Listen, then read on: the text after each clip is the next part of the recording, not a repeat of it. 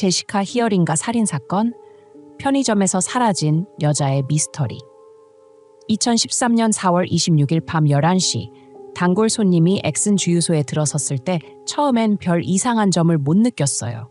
그냥 좀 의심스러울 정도로 조용하다는 것 빼고요. 주유소는 큰 도로 옆에 붙어있는 작은 가게였고 계산대엔 아무도 없었죠. 형광등만 깜빡이고 있었어요. 카운터 위엔 장부가 펼쳐져 있고 영수증 몇 장이 깔끔하게 정리되어 있었는데 마치 야간 근무자가 잠깐 나갔다 온 것 같았어요. 근데 손님을 소름 돋게 만든 건 제시카 히어링가의 차가 바로 밖에 주차되어 있었다는 거예요. 주유소 직원이 자기 차를 두고 어디 가는 경우는 절대 없잖아요. 거리는 사람 하나 없었고 뭔가 불안한 느낌에 손님은 구비길에 전화를 걸었어요. 몇 분 뒤 경찰이 도착했어요. 가게를 샅샅이 뒤지고 제시카 이름을 몇 번이나 불렀지만 대답은 침묵뿐이었죠. 계산대 서랍은 안 열린 상태였고 그날의 현금 매출도 그대로 있었어요. 싸움 흔적도 없었고 물건이 어지럽혀진 것도 아니었어요. 근데 주유소 뒷문이 살짝 열려 있었어요. 누가 급하게 나가느라 제대로 안 잠갔다 싶었죠. 경찰이 주목한 건 뒷문 근처에 있던 작은 핏자국 하나, 콘크리트 바닥에 버려진 권총 레이저 조준기 껍데기, 그리고 흩어진 배터리 몇 개였어요. 그날 밤 유일한 목격자는 수잔 폴렛이라는 직원인데 그날은 근무가 없었어요. 수잔은 남편과 함께 차를 타고 지나가다 주유소 근처에 은색 미니밴이 주차된 걸 봤다고 했어요. 이상했던 건 그 차가 주유구역에 세워진 게 아니라 가게 뒤쪽에 슬쩍 숨어 있더라는 거예요. 몇 분 뒤 차가 움직였을 때 수잔이 힐끗 봤는데 운전자가 남자였어요. 얼굴은 제대로 못 봤다고 하더라고요. 조각들이 하나씩 맞춰지기 시작했지만 완벽한 그림은 안 나왔어요. 제시카는 흔적도 없이 사라졌어요. 비명도, 저항 흔적도 없었죠. 노턴 쇼어스의 미스터리한 그림자가 스쳐 지나간 거예요. 제시카는 어디로 간 걸까요? 누가 데려간 걸까요? 노턴 쇼어스 경찰은 할 수 있는 건 다 했어요. 주유소 구석구석을 뒤지고 흐릿한 감시 영상을 분석하고 911 신고 기록을 샅샅이 확인하고 제시카를 아는 사람 수십 명을 인터뷰했죠. 하지만 시간이 지나면서 살아서 찾을 희망은 점점 줄어들었어요. 가족, 친구, 지역 주민들 모두 풀리지 않는 질문에 시달렸어요. 제시카는 어떻게 흔적도 없이 사라진 걸까? 그 후 몇 달 동안 경찰은 수백 통의 제보를 받았어요. 어떤 사람은 트럭 휴게소에서 제시카 닮은 여자를 봤다고 했고 또 다른 사람은 제시카가 사라진 밤에 고속도로에서 은색 미니밴이 과속으로 달리는 걸 봤다고 했어요. 근데 조사해보면 다 막다른 골목이었어요. 제시카가 살아있다는 증거도 없고 용의자를 확정할 만한 단서도 없었죠. 그냥 무서운 공백만 남았어요. 1년 뒤인 2014년 6월 29일 머스키건 카운티 경찰은 달튼라는 마을에서 도로변에 버려진 여성 시체 신고를 받았어요. 노턴 쇼어스에서 20km 정도 떨어진 곳이었죠.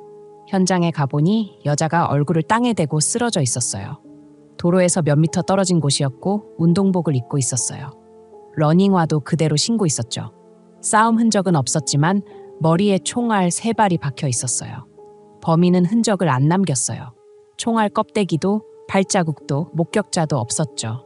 피해자는 레베카 블래치, 36세로 확인됐어요. 평범한 여자였고 원수도 없었고 범죄 조직과도 영이 없어요. 그냥 아침에 집 근처 익숙한 길에서 조깅하다 갑자기 삶이 끝난 거예요. 경찰은 레베카의 인간관계를 조사했어요. 누가 그녀와 문제가 있었는지 알아보려 했죠. 근데 친구, 동료, 가족 모두 똑같이 말했어요.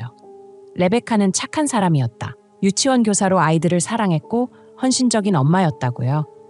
그녀를 죽일 이유가 있는 사람은 없었어요. 그럼 누가 이런 짓을 한 걸까요? 왜요? 처음엔 그냥 랜덤한 살인마 짓일 거라고 추측했어요. 근데 이상한 건 범인이 아무것도 안 가져갔다는 거예요. 레베카의 지갑은 주머니에 그대로 있었고 핸드폰도 있었고 결혼 반지도 손가락에 끼워져 있었어요. 돈이나 물건 때문에 죽인 게 아니었어요. 다른 이유가 있었던 거죠. 경찰은 레베카 살인 사건이 제시카 실종 사건과 너무 비슷하다는 걸 알아챘어요. 둘 다 젊은 여자였고 두 사건 모두 빠르고 냉정하게 일어났으며 반항하거나 반응할 틈도 없었죠. 하지만 그때는 두 사건을 연결할 수 없었어요. 두 개의 미스터리, 두 개의 악몽. 근데 답은 없었죠. 경찰이 몰랐던 건 살인마가 아직 밖에 있었고 멈출 생각이 없었다는 거예요. 2016년 4월 16일 큰 반전이 일어났어요. 16살 메디슨 니가드가 은색 밴에서 공황 상태로 뛰쳐나왔어요. 손이 떨리고 맨발에 자갈밭을 뛰다가 생긴 상처로 피가 나고 있었죠. 뒤돌아볼 용기도 없었어요. 그 남자가 거기 있었고 총을 가지고 있었으니까요. 쫓아오면 끝장이라는 걸 알았어요. 심장이 터질 것 같았고 불 켜진 집을 보자마자 도와달라고 소리쳤어요. 집 주인이 문을 열었고 눈앞에 더럽고 눈물 범벅인 작은 소녀를 보고 깜짝 놀랐어요. 살려주세요. 저를 죽이려 했어요. 메디슨이 비명을 질렀죠. 곧바로 경찰이 왔어요. 메디슨은 여전히 떨면서 무슨 일이 있었는지 말했어요. 집으로 걸어가고 있었는데 몇 블록 남았을 때 은색 미니밴이 천천히 옆으로 다가왔어요. 중년 남자 운전자가 순해 보였고 창문을 내리더니 집까지 태워다 주겠다고 했어요. 메디슨은 거절했죠. 근데 남자가 계속 졸랐어요. 자기 핸드폰으로 부모님께 전화해도 된다고 했죠. 한적한 길에 아무도 없었고 망설이다가 메디슨은 차에 탔어요. 근데 문이 닫히자마자 분위기가 이상해졌어요. 남자는 아무 말도 안 하고 백미러로 메디슨을 빤히 쳐다봤죠. 목이 바짝 마르는 느낌이었어요. 핸드폰 빌릴 수 있을까요? 라고 물었는데 대답이 없었어요. 잠시 뒤 남자가 피식 웃더니 배터리 없어 라고 했어요. 등골이 서늘해졌어요. 핸드폰을 줄 생각이 없었던 거예요. 차 안 공기가 무거워졌고 시간이 느리게 가는 것 같았어요. 메디슨은 문 손잡이를 꽉 잡았고 심장이 미친 듯이 뛰었어요. 차 세워요라고 했지만 남자는 계속 조용했어요. 그러더니 남자가 의자 밑으로 손을 넣었어요. 순간 메디슨은 그게 뭔지 알아챘어요. 총이었어요. 생존 본능이 튀어나왔어요. 문을 열고 차가 달리는 중에 뛰쳐나갔죠. 몸이 도로에 쾅 부딪혔고 아팠지만 공포가 더 컸어요. 일어나서 죽어라 뛰었어요. 뒤에서 딸깍 소리가 들렸어요. 남자가 탄을 장전하려는 거였죠. 근데 총이 걸렸어요. 메디슨은 멈추지 않고 소리를 지르며 달렸고 결국 집 하나에 숨었어요. 경찰은 메디슨의 진술을 듣고 주변을 수색했어요. 현장에 돌아가 보니 길에 버려진 발사 안 된 총알 2개가 있었어요. 남자는 진짜 메디슨을 죽이려 했지만 운 좋게 살아남은 거예요. 2016년 4월 26일 형사들이 근처 감시 영상을 분석해서 메디슨이 말한 은색 밴을 찾았어요. 이번엔 차 주인을 알아냈죠. 이름이 제프리 윌리스였어요. 경찰은 소름이 끼쳤어요. 3년간 허탕치던 수사가 드디어 진실에 다가갔어요. 근데 경찰은 자신들이 사람으로 위장한 괴물을 건드렸다는 걸 몰랐어요. 그 괴물은 몇 년간 어둠 속에서 여자들을 상해왔던 거예요. 제프리 윌리스, 46세, 노턴 쇼어스에 사는 가구 공장 직원이었어요. 가도 없고 위험한 떠돌이도 아니었고 동네에서 눈에 띄는 사람도 아니었죠. 평범한 집, 안정적인 일자리, 매일 타는 낡은 은색 밴이 전부였어요. 근데 그 평범함 속에 몇 년간 숨어있던 괴물이 있었던 거예요. 제프리의 과거를 조사하다가 형사들은 충격적인 사실을 알게 됐어요. 2013년 제시카 실종 사건 때 제프리가 신문을 받았었다는 거예요. 그때도 은색 밴을 몰고 있었고 목격자 진술과 맞아떨어졌죠. 제프리는 그날 밤 주유소에 갔다 왔지만 제시카와 별로 얘기 안 했다고 했어요. 알리바이도 있었고 차를 조사했는데 수상한 게 없어서 풀어줬죠. 그게 큰 실수였어요. 이번엔 달랐어요. 메디슨 사건으로 제프리를 조사하러 갔을 때 그가 긴장하고 얼버무리며 2016년 4월 16일 밤에 어디 있었는지 일관성 없는 대답을 했어요. 수색 영장을 언급하자 제프리 표정이 변했어요. 얼굴이 살짝 굳고 불안한 눈빛이 스쳤죠. 노련한 형사만 알아챌 수 있는 변화였어요. 2016년 5월 17일 경찰은 제프리가 출근길에 차를 몰고 가다 체포했어요. 메디슨 공격 혐의였죠. 근데 그의 밴을 수색하면서 믿을 수 없는 걸 발견했어요. 운전석 및 비밀 공간에서 나무 판자를 뜯어내니 공구 상자가 나왔어요. 근데 그건 평범한 공구가 아니었어요. 수갑, 줄, 사슬, 테이프, 제갈, 윤활제, 성인용품, 주사기, 고무장갑, 인슐린 병이 들어있었죠. 의료 전문가들은 인슐린을 당뇨병 없는 사람에게 주사하면 기절하거나 죽을 수 있다고 했어요. 그게 전부가 아니었어요. 운전석 밑에서 잠긴 상자에 반자동 권총이 있었어요. 탄창에 총알이 그대로 있었죠. 경찰은 모든 증거를 압수하고 제프리 집을 수색했어요. 그 집에서 발견된 건 단순한 수사를 넘어선 악몽이었어요. 옷장 속에 숨겨진 외장 하드 드라이브가 있었어요. 열어보니 폭력적인 포르노 영상이 수천 개였어요. 고문, 강간, 살해 장면들이었죠. 근데 제일 소름 돋는 건 Victims라는 폴더였어요. 그 안에 레베카 블레치와 제시카 히어링가라는 하위 폴더가 있었어요. 제프리에 대한 증거가 쌓여갔어요. 형사들은 그의 차에서 나온 권총을 조사했고 레베카 블레치 살인 사건과 대조했어요. 탄도 검사 결과 그 총이 레베카를 죽인 무기라는 게 확인됐어요.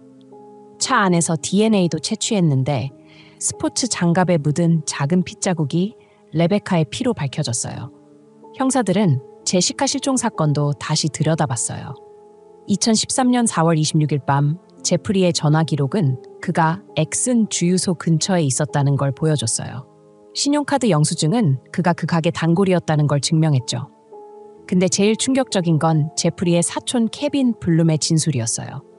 케빈은 2013년 어느 밤 제프리가 자신을 집으로 불렀다고 했어요. 지하실에 들어가 보니 제시카 히어링가의 시체가 있었어요. 총에 맞아 죽었고 몸엔 폭행 흔적이 남아 있었죠. 제프리는 태연하게 시체를 처리하는 데 도움을 달라고 했어요. 입 다물지 않으면 너도 처리한다고 협박했고 겁에 질린 케빈은 따랐어요. 이틀 뒤 제프리는 외딴 철로 근처로 가서 제시카를 묻었대요. 제시카의 시체는 아직 발견되지 않았지만 케빈의 진술과 제프리의 차, 컴퓨터에서 나온 증거로 재판에 넘길 수 있었어요. 검사는 제프리가 제시카와 레베카를 죽였을 뿐 아니라 더 많은 피해자가 있을지도 모른다고 주장했어요. 이제 배심원단이 이 진실을 믿게 만드는 게 전부였어요. 제프리 윌리스는 단순한 살인자가 아니라 몇 년간 숨어서 사냥했던 괴물이라는 거려. 2018년 5월 제프리 윌리스의 제시카 히어링가 납치 및 살해 재판이 미시간주에서 열렸어요. 검사는 제프리가 2013년 4월 26일 밤에 제시카를 노리고 며칠간 사냥했다고 폭로했어요. 법의학 증거도 나왔어요. 주유소에서 찾은 레이저 조준기 파편이 제프리 차에서 압수한 총과 딱 맞았고 휴대폰 기록은 그가 사건 현장에 있었다는 걸 보여줬어요. 신용카드 영수증은 그가 주유소 단골임을 확인해줬죠. 근데 제일 무서웠던 건 제프리에게서 살아남은 메디슨 리가드의 증언이었어요. 법정에서 메디슨은 떨면서 그 끔찍한 순간을 말했어요. 제프리가 총을 꺼냈을 때 그의 텅 빈 눈빛, 인간 같지 않은 표정을 잊을 수 없다고요. 메디슨은 살아있는 증거였어요. 제프리가 제시카를 죽였고 또다시 그럴 뻔했다는 걸 보여줬죠. 마지막 순간에 기적이 그녀를 구한 거예요. 결정적인 증언은 제프리의 사촌 케빈 블룸에게서 나왔어요. 그는 제시카의 시체를 제프리 집 지하실에서 봤다고 했어요. 바닥에 피가 흥건했고 고문 흔적이 남아 있었죠. 시체가 어디 있냐는 질문에 케빈은 고개를 숙이고 목이 메인 목소리로 철로 근처에 묻는 걸 도왔다고 했어요. 경찰은 그곳을 뒤졌지만 아무것도 못 찾았어요. 오늘까지도 제시카 히어링가의 시체는 발견되지 않았어요. 시체가 없었지만 배심원단은 몇 시간 만에 결정을 내렸어요. 2018년 5월 16일 제프리 윌리스는 제시카 히어링가 살인 혐의로 유죄를 받고 가석방 없는 종신형을 받았어요. 판결을 들을 때 그는 아무 반응 없이 입꼬리만 살짝 올렸어요. 법정은 조용해졌고 제시카 가족은 울음을 터뜨렸어요. 근데 제일 큰 아픔은 여전했어요. 시체가 없으니 제시카를 집으로 데려올 수도 무덤에 찾아갈 수도 없었으니까요. 재판 후 레베카의 가족은 제프리 같은 범죄자가 피해자를 조롱하지 못하게 하려고 싸웠어요. 그들은 레베카 블레치 법을 만들기 위해 노력했어요. 미시간에서 유죄 판결받은 범죄자는 선고 공판에서 피해자 가족의 진술을 강제로 들어야 한다는 법이에요. 원하든 원치 않든요. 이 법은 2018년에 통과됐고 레베카 가족이 정의를 되찾기 위해 싸운 결과였어요. 제프리 윌리스는 지금 미시간 감옥에서 종신형을 살고 있어요. 절대 풀려날 수 없고 가석방 기회도 없어요. 근데 그가 갇혔어도 사람들을 괴롭히는 질문은 남아 있어요. 제시카와 레베카가 그의 유일한 피해자일까요? 아니면 아직 발견되지 않은 다른 여자들이 더 있는 걸까요?